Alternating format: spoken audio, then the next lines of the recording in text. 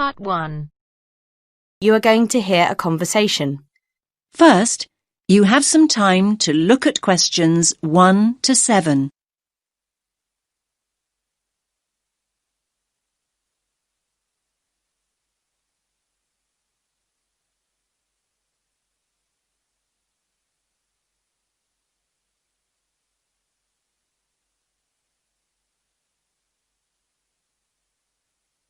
Listen carefully to the first part of the conversation and answer questions 1 to 7.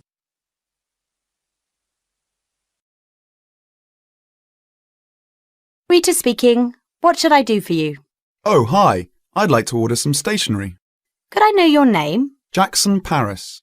Right. Can I just confirm your account number and the name of your company, Jackson? Sure. The number is 692411. 692411. Right. And you're from Rainbow Computer? No, the company is Rainbow Communications. Oh, OK. I'll just fix that on the system. Communications. And what would you like to order, Jackson? Envelopes. We need a box of A4, that is, normal size envelopes. White, yellow or manila? We'll have the plain white, please, but the ones with the little windows. OK, one box. A4, white. Just one box, was it? On second thoughts, make those 2 boxes. We go through heaps of envelopes. As a matter of interest, are they made from recycled paper? No, you can't get white recycled paper. The recycled ones are grey, and they're more expensive, actually. Right, we'll stick to white then. Something else, Jackson? Yes, we need some coloured photocopy paper. What colours do you have? We've got purple, light blue, blue, light green, whatever you want pretty much. There are 500 sheets on the pack. Let me see. We're going to need a lot of blue paper for our new price lists. So can you give us 10 packs, please? Make sure it's the light blue, though. 10 packs of the light blue. Anything else that we can help you with? Let me think. What else do we need? I'm sure there was something else. Pens, paper clips, fax paper, computer supplies, office furniture. Oh, yes. We need floppy disks. Do you have those nice coloured ones? Yes, but they're a bit more expensive than the black ones. That's all right. I'm not paying anyway. Right, floppy disks. What about diaries next year? We've got them in stock already, and it's a good idea to order early.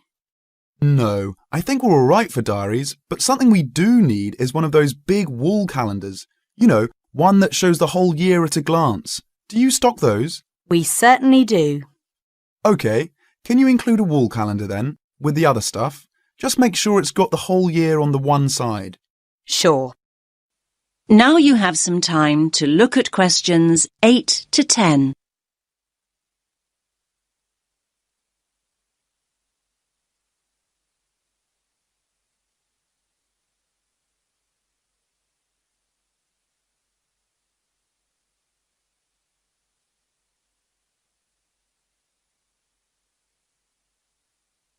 Now listen to the next part of the conversation and answer questions 8 to 10.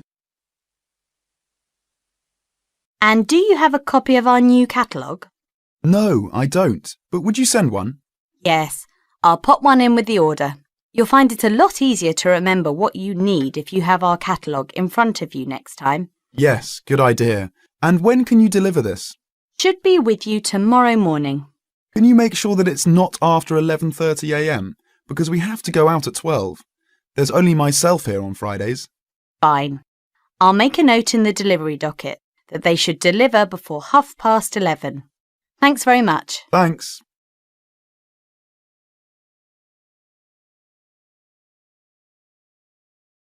That is the end of Part 1. You now have half a minute to check your answers.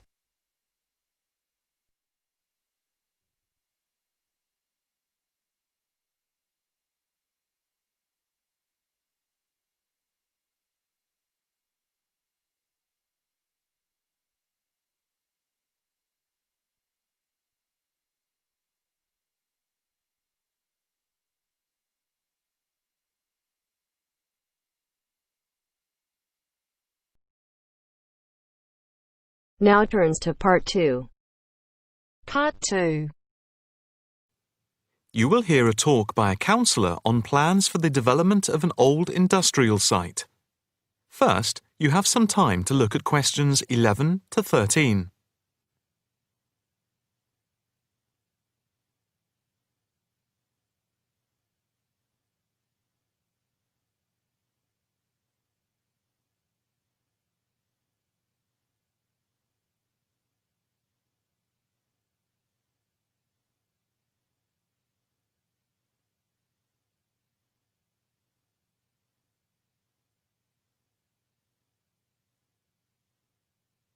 Now listen carefully and answer questions 11 to 13. Good afternoon, ladies and gentlemen. My name is Councillor Norma Boyd, and welcome to this exhibition about the development of the old paper mill factory and gasworks site, which has been lying unused for more than a decade. There has been pressure on the council to use the land to build a training centre and a small business park.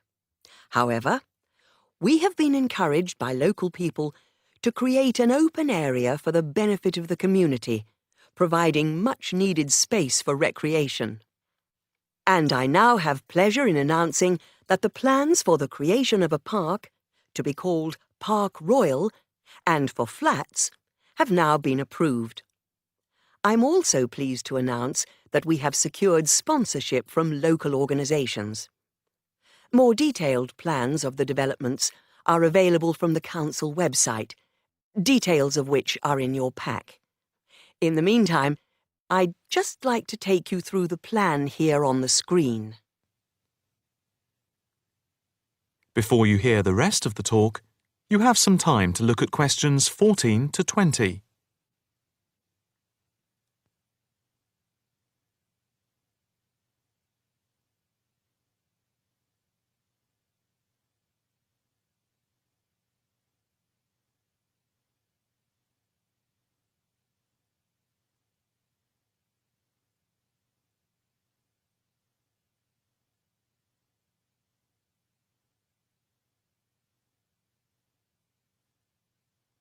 Now listen carefully and answer questions 14 to 20.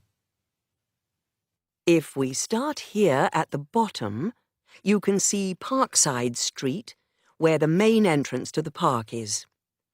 On the left of the entrance, in the bottom left-hand corner of the plan, there will be a block of 40 studio flats. On the other side of the entrance, there will be some workshops for local businesses. There will also be another entrance here, on the top right, which leads into Pear Street. Here, in the centre of the park, we will have an ornamental lake with paths radiating north, south, east and west to the different areas of the park. In the top right-hand corner, just by the Pear Street entrance, there will be a large sports area with 2 football pitches and 4 tennis and volleyball courts. Just here, beside the pitches, on the same side of the path, will be an outdoor swimming pool.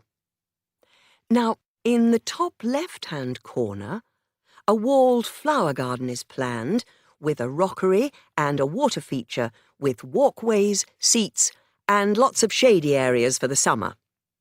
Next to this, a sculpture garden is also planned. Now, let's see.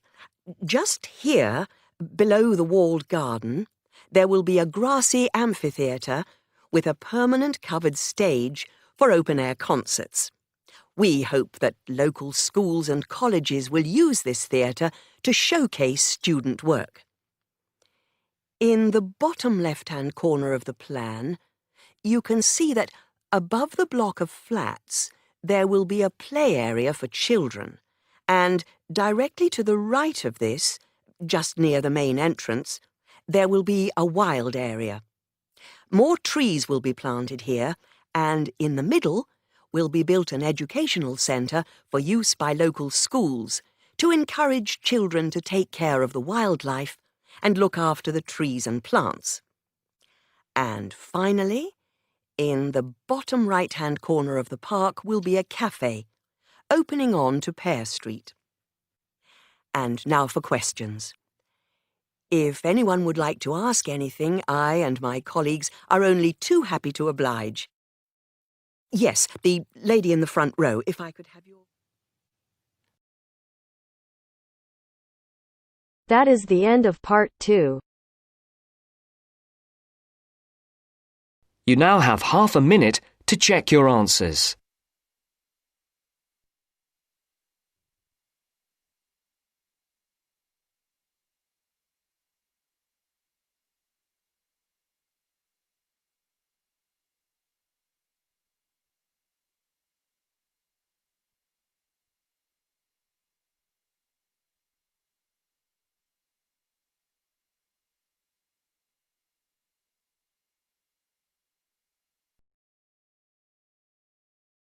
Now turns to part 3.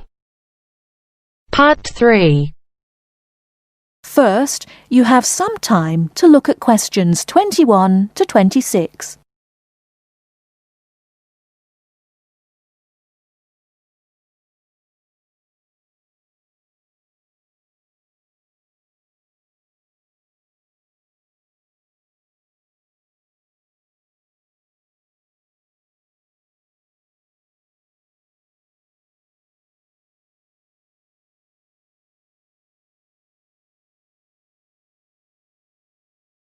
Now listen carefully and answer questions 21 to 26.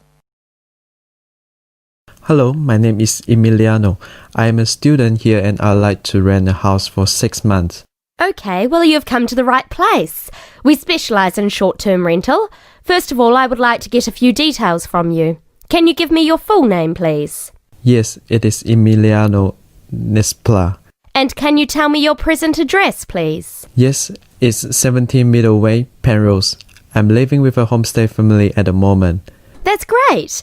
Now, do you have any identification with you? Oh, and we will need a reference from someone who knows you here. Maybe your homestay family. Yes, okay. Here's my passport and a card from my language school. My referees can be Mrs. Alice Thompson. She's my homestay mother and she wouldn't mind, I'm sure. You can contact her at the same address as me, of course. OK. If we need to contact you, should we leave a message with your homestay? No, you can speak to me directly.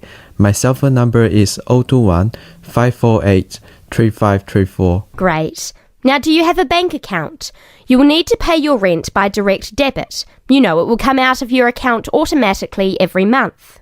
Okay, I don't have my bank account details with me now, but I can get them and bring them back later today. That's fine. Now, can you tell me what kind of house you are looking for? Do you want to rent by yourself? No, I'm looking for a 3-bedroom house. I want to rent with my 2 friends. I will bring them in to see you later today. OK. And what areas are you interested in renting in? Well, here's a map. Can you see my school? I don't have a car, so I need to take some kind of public transport to school and I don't want to travel for more than 30 minutes each way. Do you think you have anything which is suitable? Yes, we do. Here is a list of available properties. I'll highlight the ones that could be of interest to you. Look at the map and go and have a look at the houses with your friends. Do you have a friend with a car? Yes, I do. Good. So go and look outside the houses. It will give you an idea of what the area is like. But remember, don't go into the garden or knock on the door. If you want to go in and have a look, let me know and we can arrange an appointment. Okay. Can you give me an idea of price? Yes. If you look at the list, you can see the weekly rent written next to the house address. Oh yes, I can see it now. Do I need to pay anything else? Yes, you need to pay a deposit which you will get back when you move out, and you have to pay a non-refundable agent fee which is equivalent to 1 week's rent. You will have to pay your bills when they come in every month too, of course. Okay, well, thank you very much for your help. What time should I come back with my friends and my bank details? How about 2:30 this afternoon? That sounds good. Thank you for your help. I'll see you later. Thanks for coming in. Goodbye.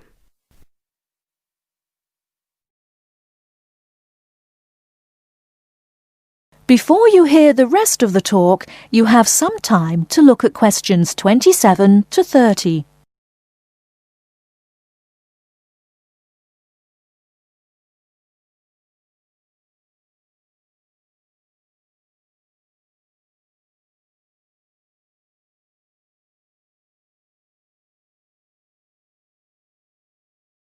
Now listen and answer questions 27 to 30. Hey, don't throw that can away. Why not? I finished with it. Yes, but you can recycle things like that. Oh, I haven't got time to recycle everything I throw away. That's a terrible attitude. Don't you care about... Hello, you two. Hi, John. What are you arguing about? Oh, Sam says he doesn't have time to recycle. What do you think? Well, I agree that it can be difficult sometimes. Do you always recycle everything then, Mary? Yes, I think everyone should. I mean, look at the state of the planet. If we don't all start making an effort now, it could be too late. Well, one of the reasons I don't recycle as often as I should is that I don't really know where to go. There are no recycling facilities near me. Well, I know I said I haven't got time, but actually there is a bottle bank near the supermarket just up the road. So I suppose there are limited local facilities. So you can do your recycling outside the supermarket? Yes, but like I said, only limited. It's only a bottle bank. Well, I don't have a car, so it's very difficult for me, but I still do it. Sometimes a friend comes over and we take our recycling together, but not very often. So if your facilities are limited, then mine are very limited. Well, I suppose if you go to all that trouble, I might make more of an effort. Good. If it was up to me, I'd encourage more people to recycle. How? Well, how about some kind of incentive? A reward for anyone who makes an effort to recycle? That's a good idea. But if you think everyone should recycle, then why not penalise those who don't recycle instead of giving something to people that do? If there was a fine for anyone caught throwing recyclable materials in the rubbish, people would take more notice. Well, now you're going too far. Do you really want anyone going through your rubbish just to check if you're following the rules? No, I don't think fines are a good idea. Well, I think we should be doing something. Anyway, I have to go. I've got my social science class next. See you later. Yeah, see you later. Bye.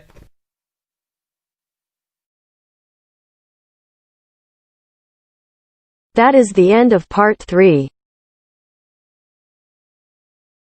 You now have half a minute to check your answers.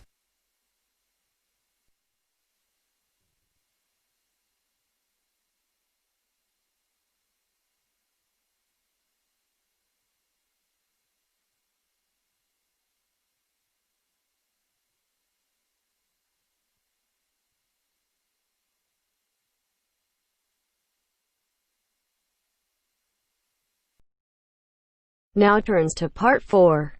Part 4. You will hear a talk about developments in public transport in large cities. First, you have some time to look at questions 31 to 40.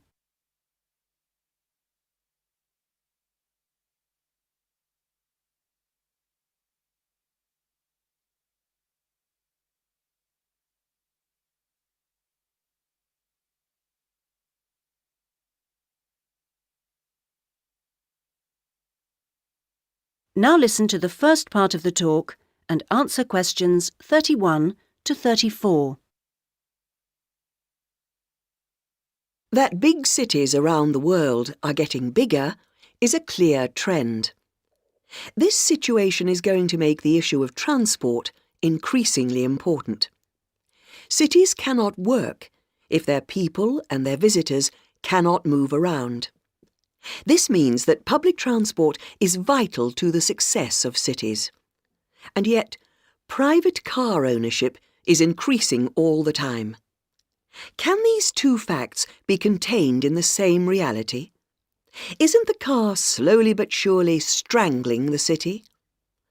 But we must acknowledge it does have genuine benefits. Having said that, the fact that car owners can escape to the mountains is of little relevance to the issue of daily city life, in which we need to do things like ferry heavy shopping and luggage around, something the car, of course, is invaluable for.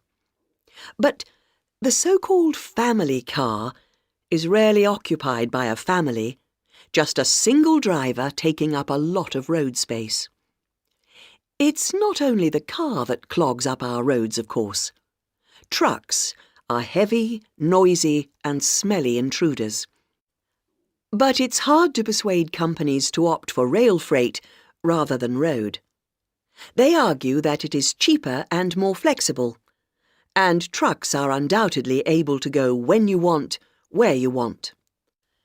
The cost claim is false, however. Truck companies don't hold themselves responsible for the environmental costs they incur, nor are they keen to calculate the time spent on repairs or delays. So, this is our first challenge, the sheer volume of traffic. If we compare 3 developed and urbanised countries, we can see interesting differences. The UK, for example, has just over 20 million cars, 1 for every 3 people approximately, and nearly 3 million buses and trucks. These figures sound very high, but in fact the Netherlands, although only a little over a quarter the population, has more vehicles per head of population. Meanwhile, Germany, bigger than both other countries put together, actually outstrips either in terms of vehicles per head of population. Now, there is no correlation between these figures and the percentages of journeys made on public transport. This means that the route to better public transport use is not abolishing the car, but rather making public transport better. Not surprisingly, where people can choose, they choose the thing they prefer, not the thing they don't. How do people judge public transport? Well, a major survey was carried out this year, indicating that there are many aspects, from clean interiors of buses to the proximity of routes to homes and workplaces. Fare prices is a complex issue and needs to be accounted with car costs. What people seem to find most frustrating is scheduling. If the route doesn't pass their departure point when it suits them, they'll drive instead. The issue of personal safety seems to have reduced in urgency with better lighting at stops and CCTV. Now, various measures are being taken in a number of major cities, all designed to increase the appeal of public transport and thus to persuade car users to leave their cars behind and free up the city's roads. Among these is bringing in smart cards. These are purchased in advance and mean passengers spend less time waiting to buy tickets and board buses and trains, particularly when switching across transport modes within the same journey. Another initiative is the use of computers in managing scheduling with greater efficiency. But such logistical measures are not sufficient in themselves, and indeed the benefits that they bring are often less apparent to passengers than to transport managers. From the passenger's point of view, the fact that buses are becoming more comfortable is significant, because it brings them more in line with the car. Delays and diversions are, of course, deeply irritating for passengers. Even if these can't be eliminated, ensuring that passengers have more detailed information available to them will help to reduce their sense of stress. We often associate public transport with inner-city travel, but of direct benefit to passengers are systems such as taxi sharing and dial-a-bus, which provide more flexible options for suburban journeys. And finally, nothing really significant can happen without a shift in people's mindsets. The way we travel is an expression of our values about many things. Companies operating public transport are slowly but surely finding it possible to sell their services as a public-spirited alternative to the car, as awareness of environmental issues has increased radically in the last few years. Overall, then, this combination of steps and changes has a good chance of shifting the city out of the car and onto the bus and train. That is the end of part 4. You now have half a minute to check your answers.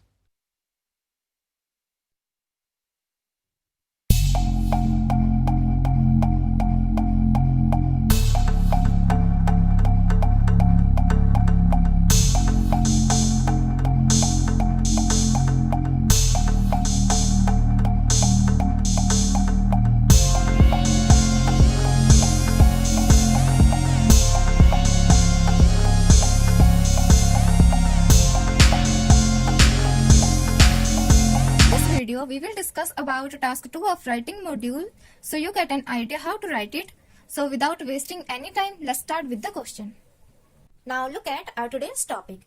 The children who grow up in a family short of money are more capable of dealing with problems in adult life than children who are brought up by wealthy parents. And to what extent do you agree or disagree? Means the children who grow up in a poor family are good problem solvers in adulthood as compared to children who are brought up by wealthy parents, means rich parents. And to what extent do you agree or disagree means how far we are agree or disagree with this statement.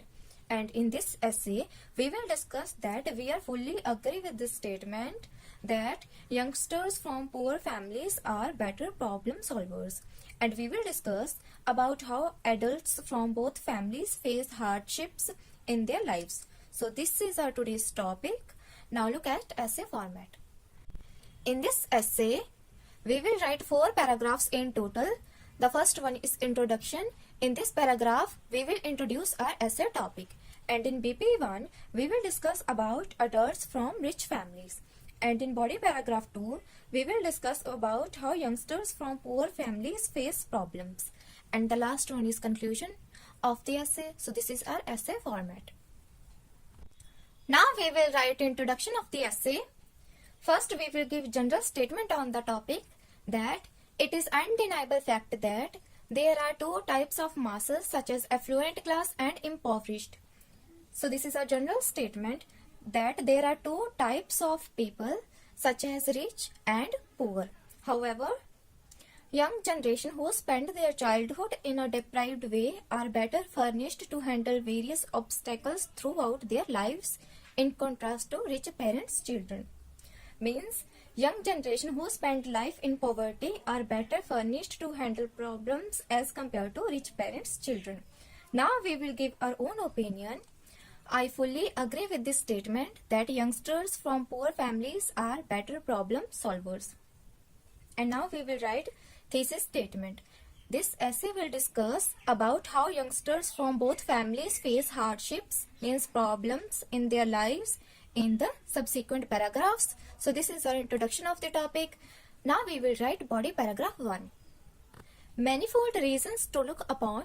Firstly, children who are brought up by strong financial parents do not value things, and meanwhile they adopt luxurious lifestyles. This is our first point, that rich parents' children do not value things and they adopt luxurious lifestyles. As a result, they reach to the success in their lives without facing any challenges. Hence, they get success without facing any challenges. And moreover, parents keep on spoon feeding to them as they do not have any desire to earn money because they are already born in high class families.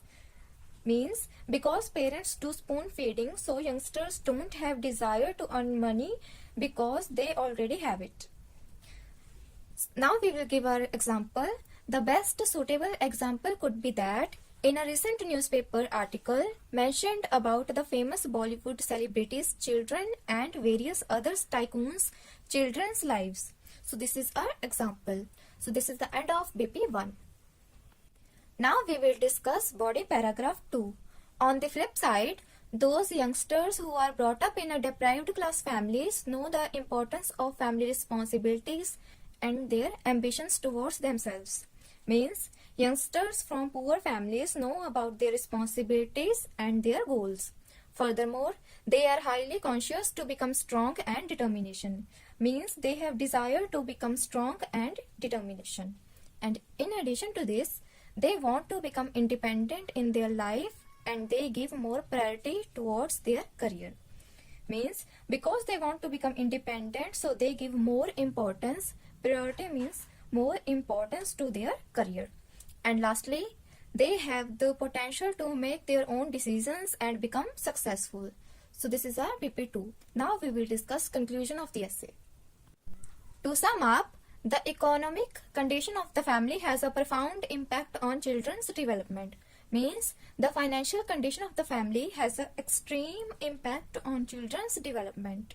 and it is true that adults who belong to poor families become better version of their lives and reached at high levels of success as compared to those who belong to wealthy families.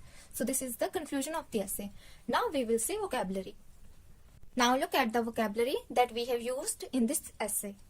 Undeniable means irrefutable, affluent means rich, impoverished means poor, deprived, needy, obstacle means difficulty, conscious, aware, priority means more important than others, tycoon, a wealthy or powerful person in business or industry, profound means extreme. So this is the vocabulary of the essay. You can take screenshot if you like, and you should use these kinds of words in your essay in order to fetch high band score. So this is the end of our video. Hope you learned something. I will see you guys in the next video. If you like this video, then hit on the like button, share this video with your family and friends, and subscribe to our channel for more IELTS related videos. Thank you and all the very best for your IELTS exam.